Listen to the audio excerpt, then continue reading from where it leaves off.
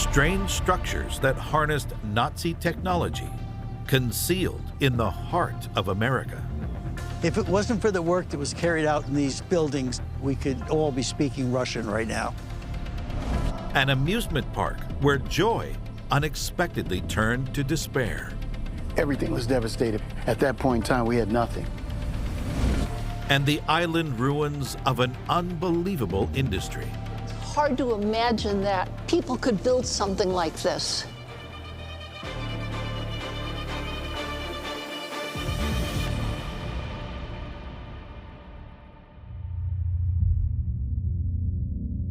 In upstate New York, one forgotten facility helped launch the United States into a whole new world.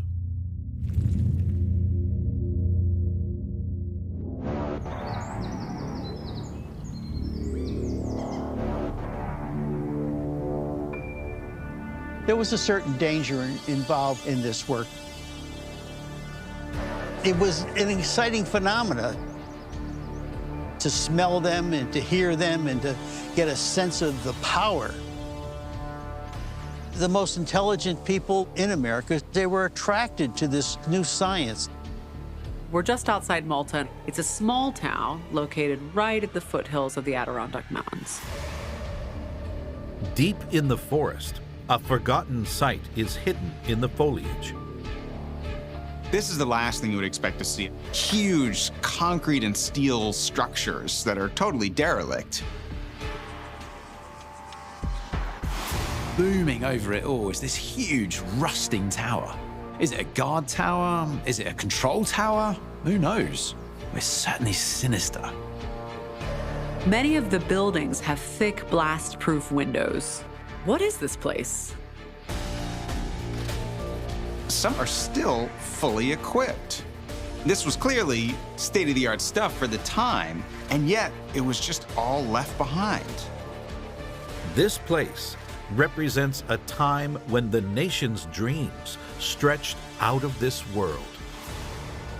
These structures transformed a Nazi wonder weapon into one of America's greatest success stories.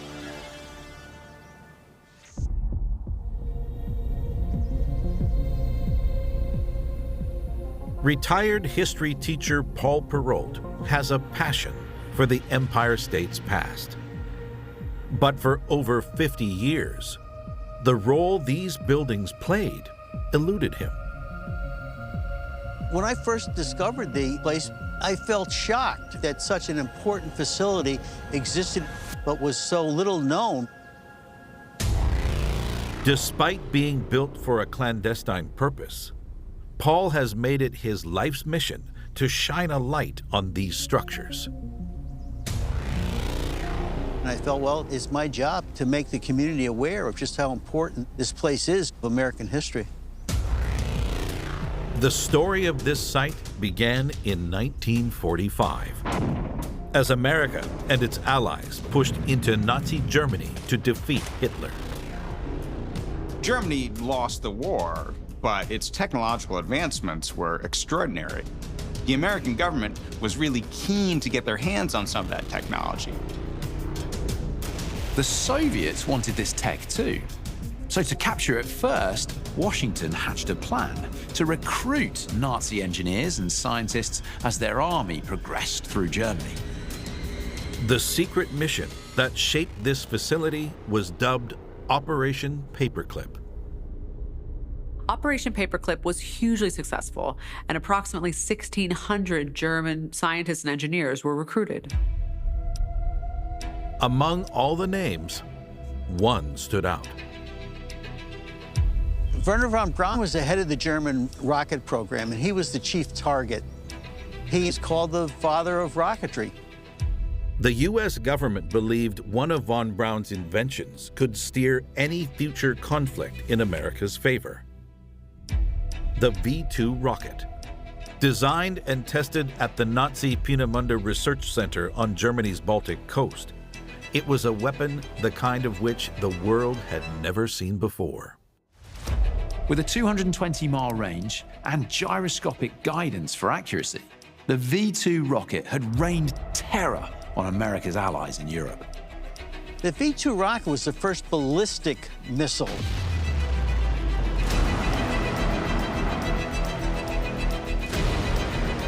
Yet its destructive power wasn't the only capability of the V-2 that excited the American government.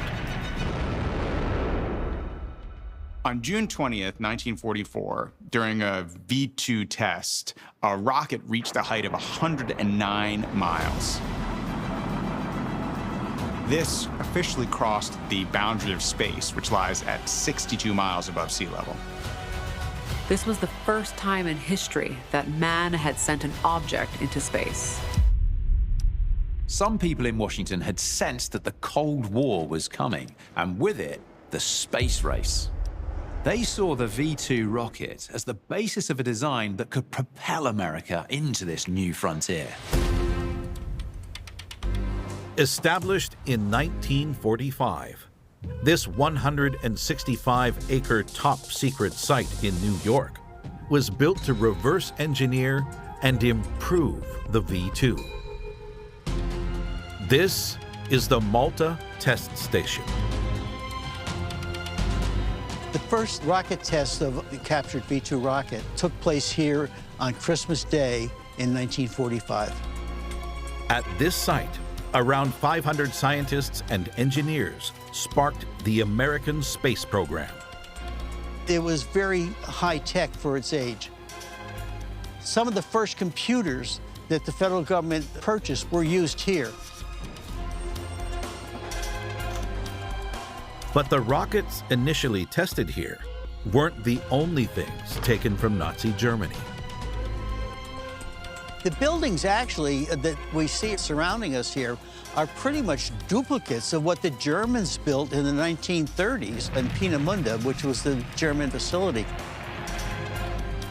However, unlike at Peenemünde, no rocket ever left the ground here.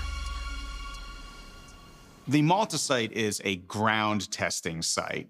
This part of New York has too many people and too many buildings for the government to risk launching rockets into the air.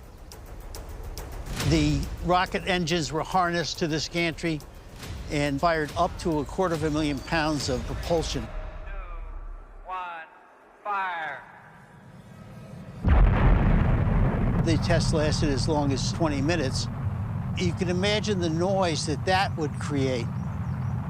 Local people still talk about the fact that the sugar bowl would fall off the kitchen table with the vibrations from the rocket test here. After passing these engine trials in New York, the rockets went on to be air tested in New Mexico and Florida. But at the same time, on the other side of the world, America's enemies were about to strike a telling blow. It just never occurred to me that the Russians would beat us into space. One of the great scientific feats of the age.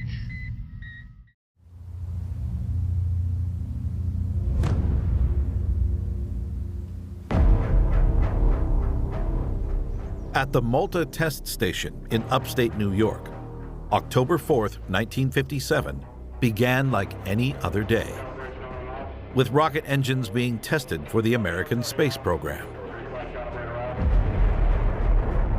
There was some danger involved, but the observation building was extremely safe. It's built out of concrete and steel. But no amount of concrete and steel could save the scientists here from the blow that the Soviet Union dealt at 3:28 p.m. Eastern Time. They launched the world's first artificial satellite, Sputnik 1. The launching of Sputnik 1 was a real hammer blow to the American psyche and their sense of superiority. It may have been bad for the American public, but it was catastrophic for the Malta Test Station. It proved that the Soviets were ahead of them in the space race. To rally the scientists and the nation, President Kennedy made a pledge, one that pushed the rocket technology developed here to its limit. We choose to go to the moon in this decade and do the other things, not because they are easy, but because they are hard. To reach the moon, the American space program went into overdrive. Although not using the buildings here, their glory days were over because their mission had been accomplished. In the end, the Malta site fulfilled its purpose. They managed to reverse engineer the V-2 rocket. The Saturn V rocket that powered the Apollo program was a direct descendant of the V-2s tested here. So these buildings were pivotal in fueling one of America's proudest days. It's one small step for man, one giant leap for mankind. On July 20th, 1969, America won the space race. Without the research that occurred here, the Soviet Union would have been steps ahead of us in the Cold War. I think it would be a very different world if that had occurred.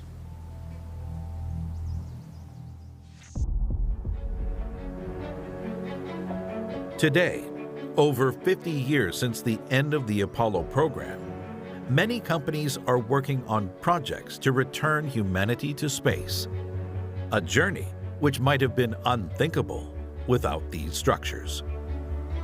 This place represents the start of a new adventure. I say that America's first step to the moon were taken from Malta.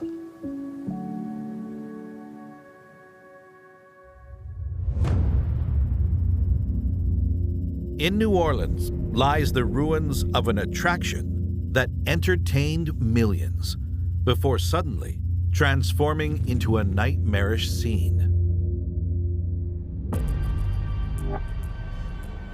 This place must have been absolutely magnificent at some point. The roller coaster, the rusting Ferris wheel. This was amusement on a grand scale. You can still see bumper cars, ice cream stands, but everything's in a decrepit state. Broken parts of rides lie strewn across the site, a haunting reminder of its heyday. Well, I'd like to know how the car got to the front of the park, because that certainly wasn't out here 19 years ago. Just the stuff that's been left behind here leads me to believe the closure was not a planned, orderly affair. The park's future was extinguished by one of the most dramatic circumstances imaginable. No one could have predicted how this park was going to end up. I saw it on the news. We knew that our homes, this park, it was gone.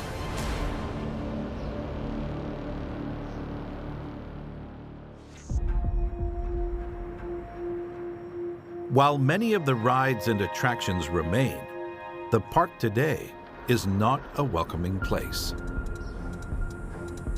Basically, the swamp has reclaimed itself. With that comes all the native wildlife in Louisiana.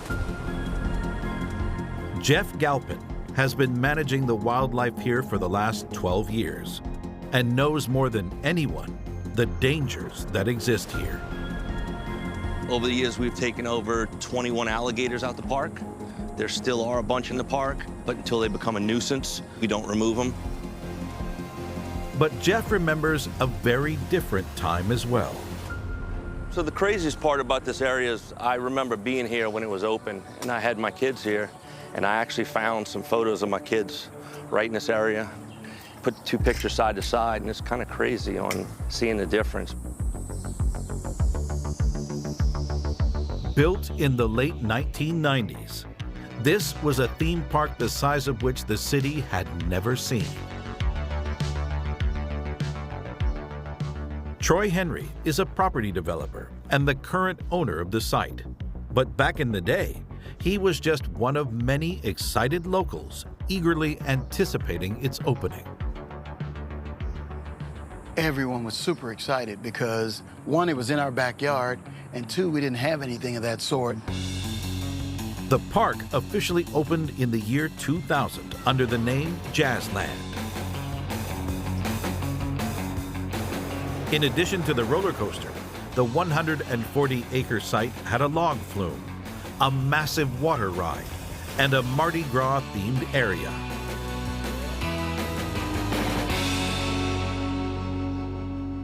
Ryan Bordenave fondly remembers his time working here.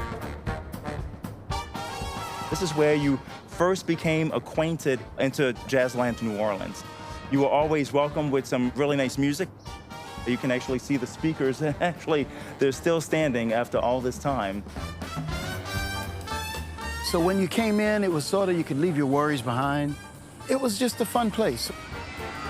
You'd have heard excited screams coming from people on the rides, the sound of laughter from those perhaps watching one of the shows. I mean, this place was just full of joyful sounds. This large structure here is actually part of our theater. We did small theatrical style shows. Remember the first one, like it was yesterday, it was called Jazz, Jazz, Jazz. But unknown to most of the visitors, behind the scenes, Jazzland was in trouble. I first visited Jazzland within the first few days of operation, and it struck me as a little bit questionable. It was a little shabby. It seemed like they were trying to work bugs out of it. Just 2 years after opening, Jazzland was on the verge of bankruptcy.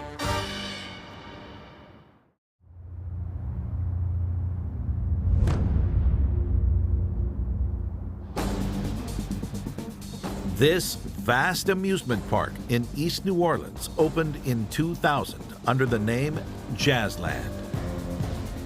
But it wasn't long before this new park was in trouble. Shortly after they opened, visitor numbers dropped off the cliff. On the first visit, I got stuck on one of the roller coasters and was stuck there for almost 2 hours.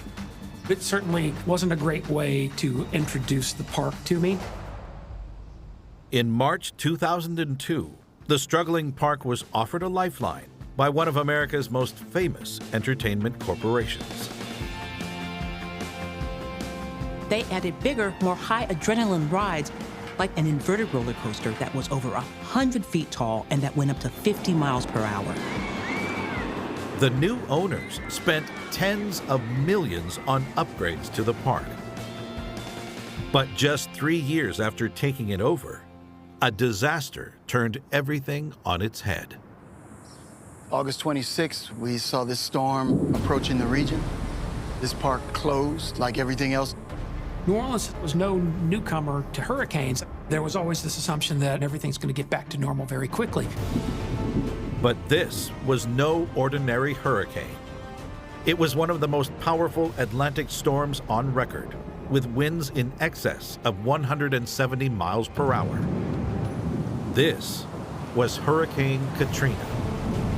Within 24 hours of Katrina making landfall, things got immeasurably worse when 28 of the levees holding back the floodwaters broke. My home, my neighborhood, my business, everything was devastated by Hurricane Katrina. By the end of Katrina, parts of New Orleans were under 15 feet of water. The devastation for the city was catastrophic, and the park was not spared.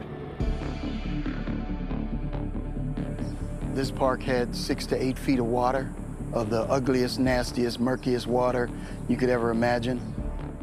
You can still see the high water marks on the gate to the park. It's crazy to think that the park was this much underwater. Employees like Ryan didn't have a chance to take any possessions or say goodbye to the place they had worked for years. Wow, this was my office. I actually see items in here that I brought, pictures of family members, and I remember it like it was yesterday.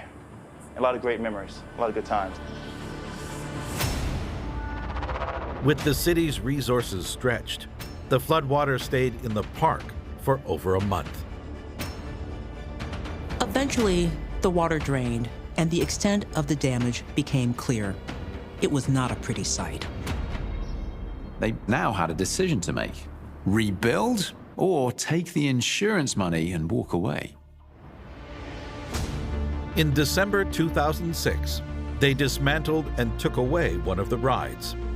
It was clear the park was being salvaged for parts and was beyond repair.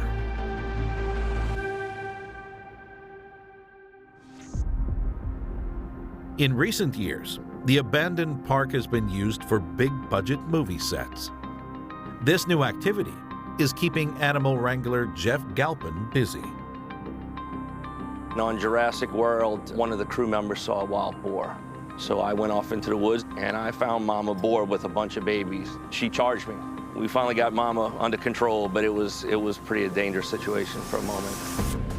Although its days as a post-apocalyptic filming location might soon be over, Troy Henry is planning to redevelop the park to ensure the cameras keep rolling. The first thing that's going to come out the ground will be a movie and production studio. And there are further plans for the site to return to its amusement park beginnings, too. The other thing we'll have is we'll have 2 hotels, an indoor water park. We'll also have a family entertainment center. For this community that has been through so much, the good times are coming back. And this time are hopefully here to stay.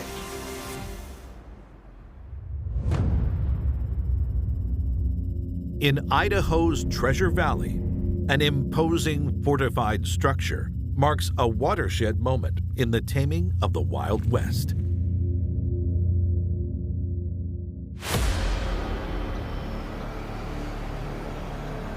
This place is full of stories. Hope, desperation, tragedy, and redemption. Back in the day, this would have been one of the worst places to be in Idaho.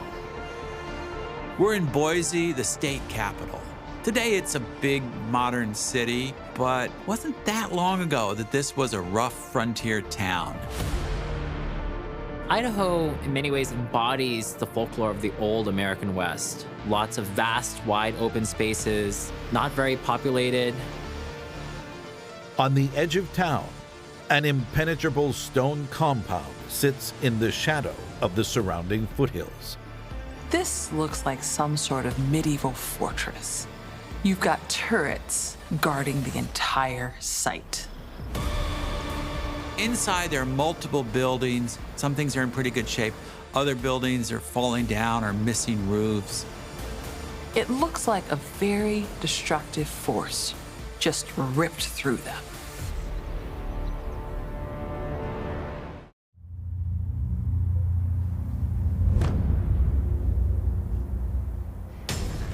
In Idaho's capital, an austere complex stands as a reminder of the city's rough and raucous beginnings. Lifelong Boise resident Anthony Perry knows the secrets held within these stone walls.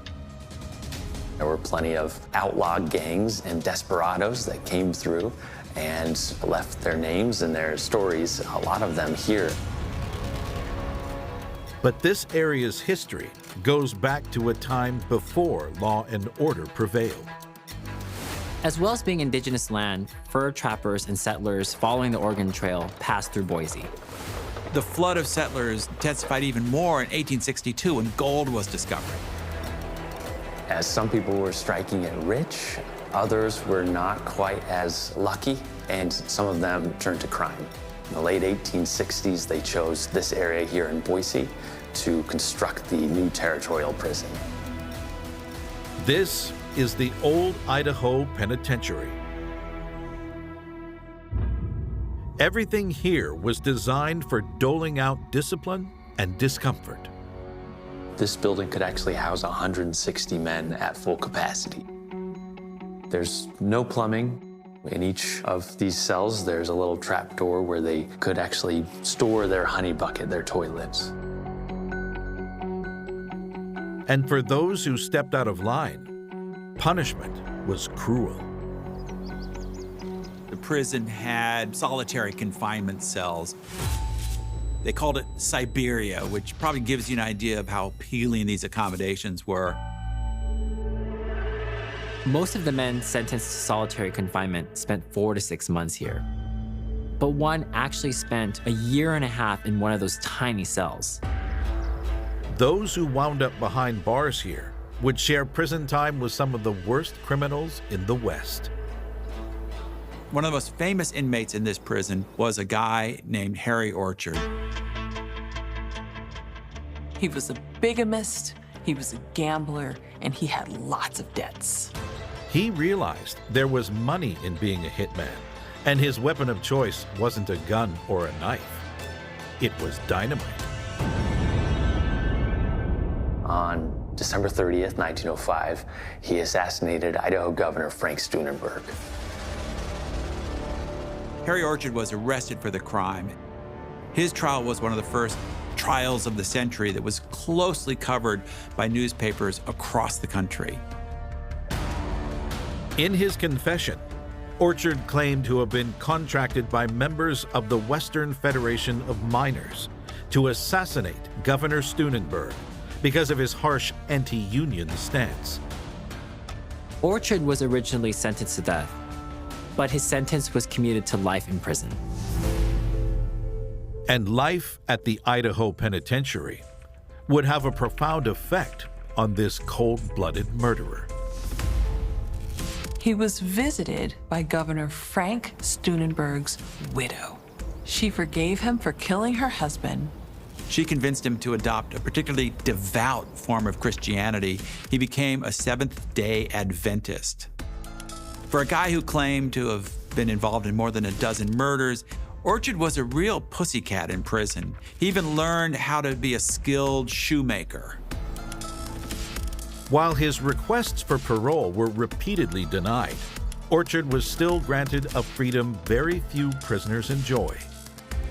He eventually got to live outside the walls, away from the other prisoners, in his own cabin, just because he was a kindly old man in his older age. While Orchard was undergoing his transformation from hardened criminal to trusted inmate, others sentenced here were willing to put their lives on the line.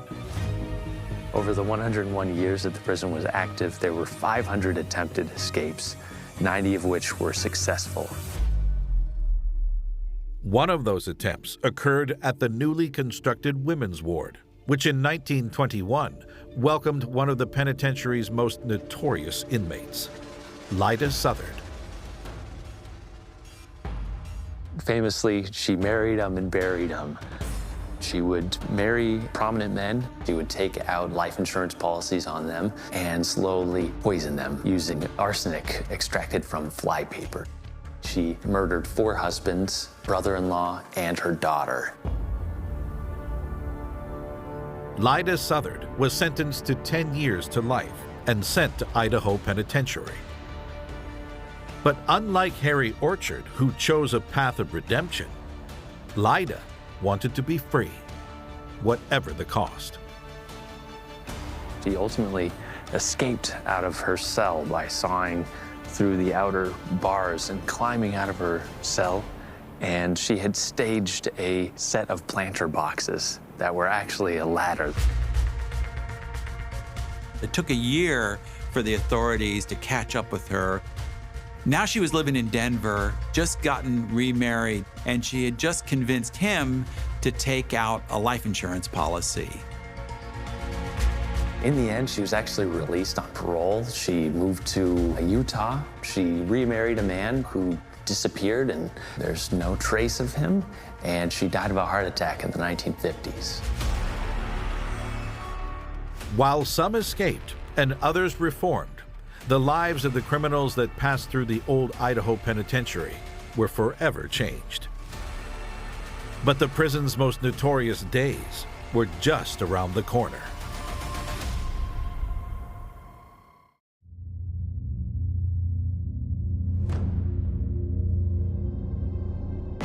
From the state's territorial days to the mid-20th century, over 10,000 men and women were imprisoned at the old Idaho Penitentiary. But as it approached its centenary, the inmates were about to reach their breaking point. In the middle of the century, there are several riots.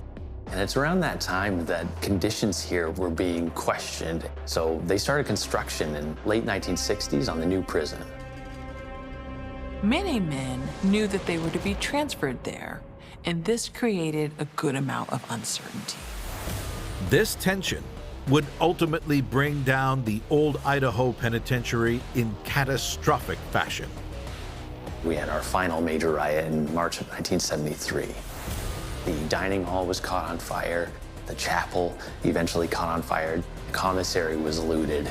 And it took officers along the wall and officers in the yard with riot sticks to finally quell that riot after several hours.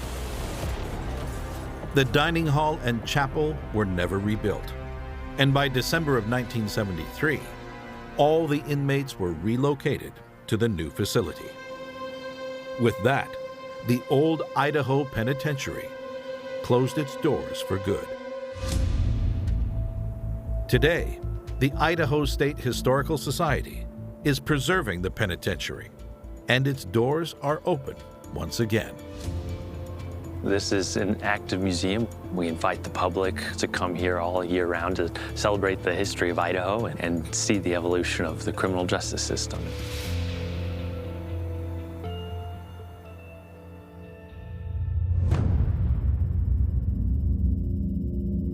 In the Great Lakes is the home of an unlikely industry that refused to be squashed by a radical change in the law.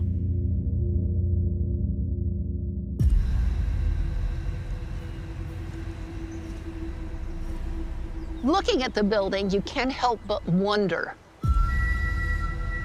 Wonder about the lore, you wonder about the mystery of the place. This is Kelleys Island, Ohio. It's a small landmass in Lake Erie, about 4 miles north of the mainland. Hidden in the woods are the remains of an abandoned structure. It's just the shell of a building. Looks like something catastrophic happened here. If you didn't know what it was, you might think it was a castle. When you look on the ground, there are pieces of metal strewn everywhere. Are these a clue to the building's past? Beneath the ruins is this subterranean layer. It almost feels like the catacombs. It's really creepy. This building was at the heart of a movement that made it all the way to the White House. But the potency of its product would play a part in its downfall. The flames raced across the structure, smoke billowing out, ash coming out everywhere. It's said that as the building smoldered, the entire ground was strewn with nothing but men blind drunk.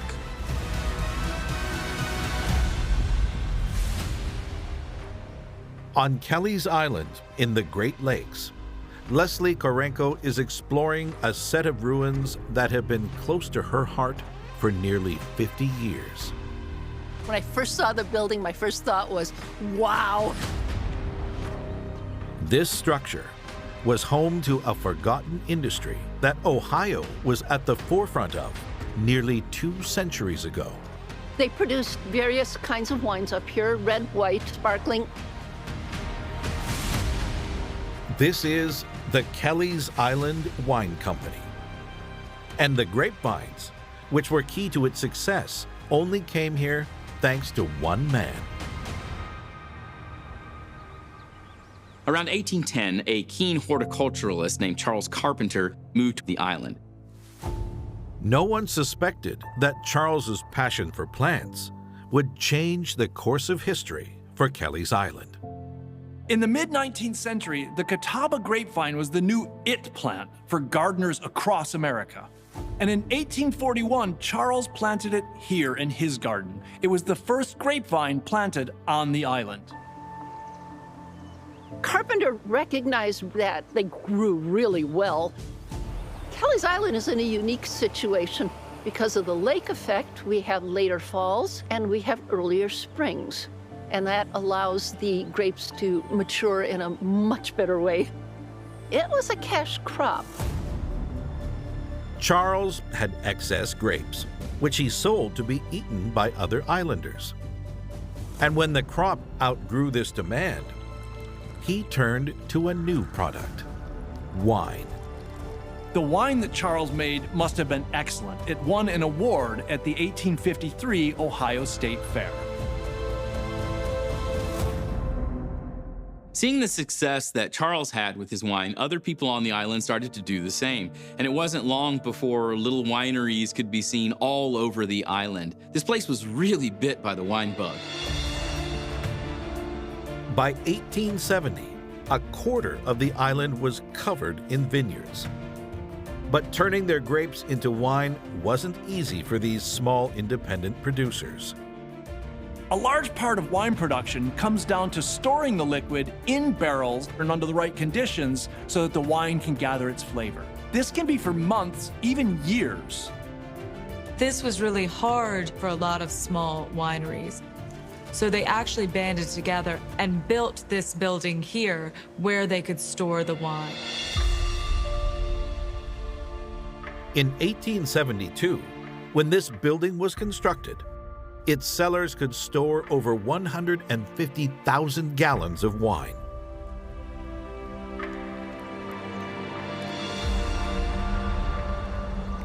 It takes your breath away. It really does. Just 4 years later, the wine made here was being sold throughout America, Canada, and even Europe. The wine from the island won national awards. It was considered to be so good that it was enjoyed and discussed at a New Year's Eve dinner at the White House. With this success, no one could have predicted the tragedy that happened next.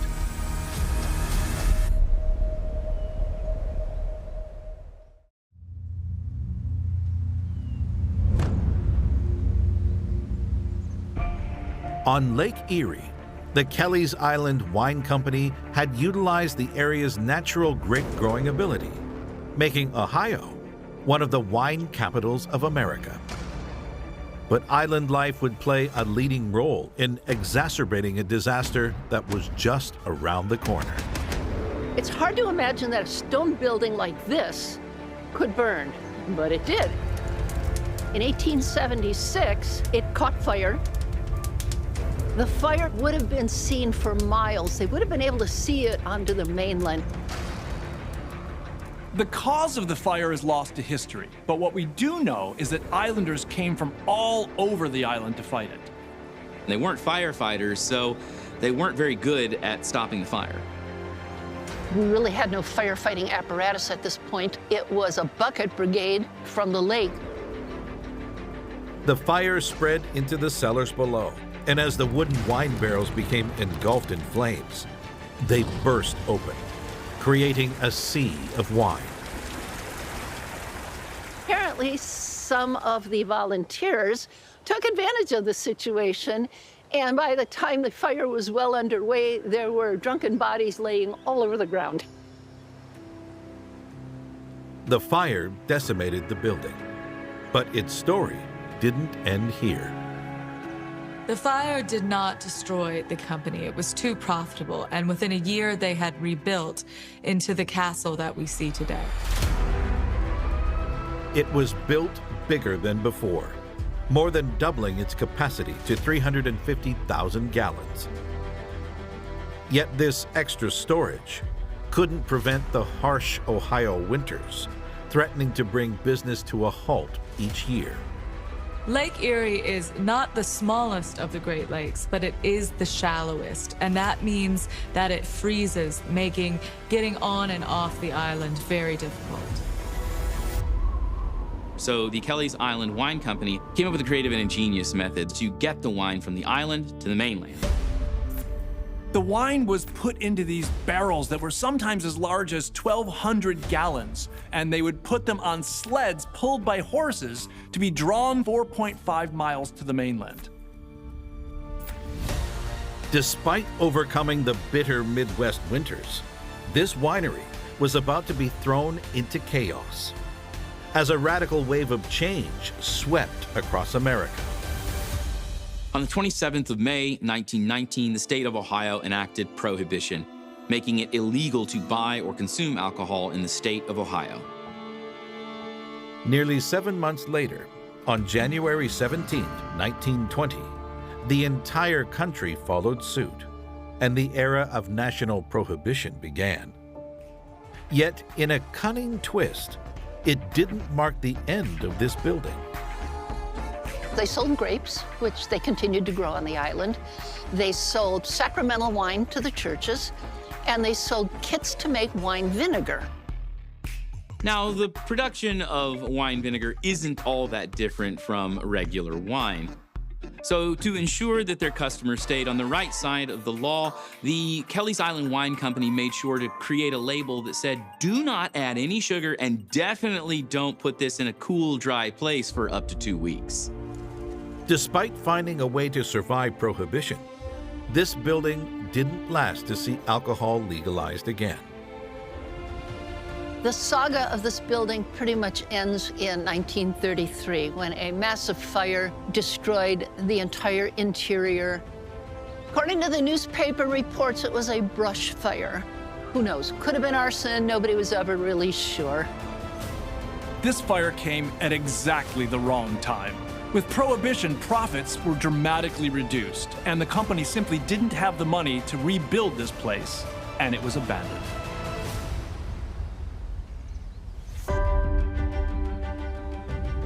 Today, nearly a century later, the wine industry is making a comeback on the island. We now have 3 active wineries, one of which it is an incarnation of the Kelleys Island Wine Company. And there's hope that this place, where the industry began, might come back to life. The current owners are not sure what they want to do with it, but we are hoping that they preserve the integrity of the ruins that are here, since they're such a big part of the island's history.